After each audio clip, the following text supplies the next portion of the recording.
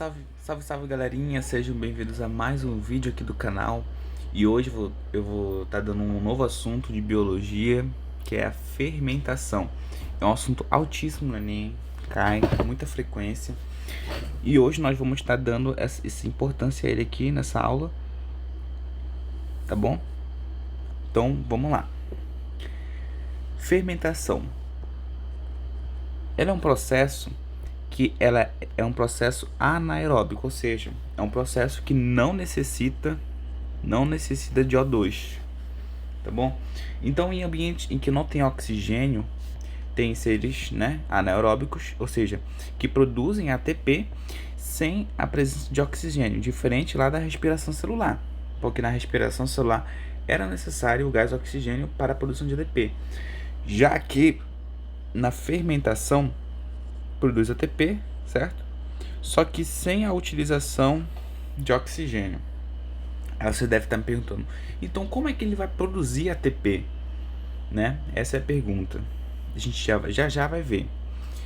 É um processo facultativo, porque tem animais que fazem respiração celular, tem seres que fazem respiração celular, como nós, seres humanos, mas a gente também pode fazer fermentação. Quando? Quando falta oxigênio no nosso sangue, nosso corpo, nossas fibras musculares, elas passam a produzir ATP pra gente na forma de fermentação. E a gente vai ver que isso daí é fermentação láctea. Então, é um processo facultativo em alguns seres. Então, vamos lá. O processo de fermentação, ele começa na glicólise. Se lembra que lá na respiração celular também eu falei de glicólise? O processo de glicólise é um processo que não necessita de O2. Se lembra da respiração celular? Eu falei que a respiração celular é um processo que necessita de O2, mas é para ele, porque o O2 lá na respiração celular ele era o aceptor, né, de elétrons, lá na terceira fase, que era na fase da cadeia respiratória, né? Porém, aqui o oxigênio não vai ser preciso, porque ele só vai ser ele não vai ser necessário aqui, tá bom? Vamos lá. É glicólise. A gente sabe, né, que ela produz piruvato, a gente viu lá na da respiração celular. A gente sabe que vai produzir também NADH, né? NADH2, certo? E a gente sabe também. A gente sabe disso, beleza. Vamos pra cá. O que é o piruvato? O piruvato é a molécula C3H4O3. Esse aqui é o piruvato, também conhecido como ácido pirúvico. Ele vai ser bem importante aqui para o processo de fermentação, juntamente com o NADH2. O NADH2 ele é uma molécula que carrega elétrons muito energéticos. E aqui nesse caso ele ainda carrega 2 hidrogênios, tá bom? Então vamos para cá, fermentação láctea. Então partindo daqui, ó, do nosso C3H4O3, que é o nosso ácido pirúvico, o que acontece? O ácido pirúvico ele vai ser carregado, né, eletricamente por um NADH2 que vem. Ele passa o NADH2 e esses 2 hidrogênios que estão no NADH2 vão passar aqui para o nosso ácido pirúvico, ficando C3H6O3. E esse aqui é nada mais, nada menos do que o ácido lácteo. Isso aqui é uma molécula de ácido lácteo, certo? Então, aqui no processo de fermentação láctea, tá? Voltando aqui, no processo de glicólise, não há a produção de NADH2, mas há a produção de 2 NADH, tá bom? E com isso na glicólise também há um saldo de 2 ATPs. É o saldo esse aqui, tá bom? Porque para que haja a quebra da molécula de glicose, foi necessário 2 ATPs, só que esse processo gera 4. Então, fica 2 ATPs de saldo, tá bom? Então, é esses 2 ATPs que são produzidos na fermentação. A fermentação ela é responsável pela produção de 2 ATPs, tá bom? Em todos os tipos de fermentação são produzidos apenas 2 ATPs, porque esse ATP vem da glicólise. E se você for comparar, né, a fermentação com a respiração celular, a respiração celular produz 38 ATPs e a glicólise só 2. Ou seja, produz 19 vezes menos, né, do que o processo de respiração celular. Então, por isso que às vezes torna um processo facultativo. Só quando há necessidade realmente de se produzir, né, ATP, falta de oxigênio, o ser vai produzir, certo?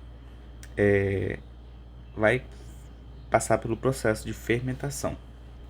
Bom, na fermentação láctea, vem essa molécula aqui, né, que é o piruvato, vai receber 2 hidrogênios do NADH2 e vai virar o ácido láctico. Na fermentação láctea, ocorre em nós, né, seres humanos. Quando o ser humano lá está fazendo exercício, tá, por exemplo, fazendo uma caminhada, caminha, ele começa a respirar muito rápido, muito ofegante, porque, claro, o corpo precisa de mais ATP, ou seja, precisa de mais oxigênio para que haja, né, a produção de ATP, porque ele é um aceptor, né, de elétrons. Então, o que acontece com o oxigênio que ele respira? Ele respira oxigênio, ele passa pelo nariz, faringe, laringe, vai lá para a traqueia, entra nos brônquios e vai lá para os alvéolos pulmonares. Dos alvéolos pulmonares, ele sofre processo de hematose, certo? E ele passa para o nosso sangue, ele cai para a nossa corrente sanguínea. E ele acaba sendo transportado no sangue por uma proteína chamada hemoglobina. É por meio da hemoglobina que ele é transportado no sangue. E por essa hemoglobina ele vai para a célula, né? O oxigênio. E ele vai ser responsável lá pela produção de ATP. Lá na crista mitocondrial, no processo de cadeamento, né, respiratório. Tá, a gente deu uma viajada aqui, mas foi só para revisar o que acontece com o oxigênio quando ele vem. Então, olha lá, o ser humano está correndo, está respirando muito, só que chega uma hora que começa a faltar oxigênio e ele precisa de muito ATP. Ou seja, ele está respirando oxigênio, só que ele necessita de mais ATP, só que o oxigênio não está aumentando tanto. A taxa de variação do aumento de necessidade de ATP é muito maior do que o oxigênio que ele está respirando. Então vai ser necessário uma energia extra que vem da fermentação láctica, tá? Só que só tem um ponto negativo na fermentação láctica, que ela produz 2 ATPs, ok. Porém, quando aqui a redução aqui, ó, do CH4, C3H4O3, com esses 2 hidrogênios que vêm, formando C3H6O3, que é o ácido láctico. Esse ácido, ele meio que, como ele é um ácido, né, ele faz mal para os nossos músculos, digamos assim. Por isso que a gente sente cãibra na hora, que o ácido láctico, como ele é um ácido, né, ele corrói, ele vai corroer os músculos. Mas não se preocupa que não é muito grave, né? Então ele vai correr um pouco dos músculos. E por isso que a gente acaba sentindo cãibra, dor. Então, o processo de sentir cãibra, dor, está diretamente relacionado com a fermentação láctica. Tá bom? Também tem outros seres vivos, como os lactobacilos vivos, né? Preservar no leite. E algumas bactérias que também fazem fermentação láctica. Certo? Agora vamos aqui para a fermentação alcoólica. A fermentação alcoólica, olha aqui, ela também vai participar o piruvato, C3H4O3. Essa molécula, ela vai liberar CO2. Então, vamos fazer a conta. Saiu um carbono, ficou 2. Hidrogênio permanece o mesmo. Saiu 2 oxigênios, fica O. Agora, vem o NADH na de H2 e sai na de H+, ele vai dar esses dois hidrogênios para lá e vai acabar ficando C2. Opa. Vai acabar ficando C2 H6O, que é nada mais do que o álcool etílico, né? Que a gente conhece. Opa. Álcool etílico. O álcool etílico. O ácido etanol. É o etanol esse aqui, certo? Etanol. O etanol é o que acaba sendo o resíduo, né, desse processo. Acaba sendo, né, a consequência desse processo. Esse processo está muito presente nas leveduras. E também, claro, na produção de pão. Produção de pão. Beleza? Então, o que acontece? As leveduras, elas precisam... Quando, por exemplo, a gente tem ali massa de trigo e tal. Quando a gente joga o fermento biológico nessa massa, nesse fermento, há seres vivos chamados de leveduras. Quando essas leveduras chegam lá na massa e elas consomem a glicose daquele alimento, né? Esse alimento ele se transforma, ele sofre o processo de glicólise, né, nas leveduras. Aí vem o piruvato, né, que é o C3H4O3, e as leveduras vão se alimentar desse piruvato, tá? A partir do momento que elas se alimentam desse piruvato, tá aqui, esses pontinhos são, né, as leveduras, por exemplo. A partir do momento que elas se alimentam desse piruvato, elas liberam CO2, tá? Quando elas liberam CO2, como o CO2 é um gás, vai sair pequenas amostras de gás de dentro dessa massa. Isso faz com que a massa ela tufe.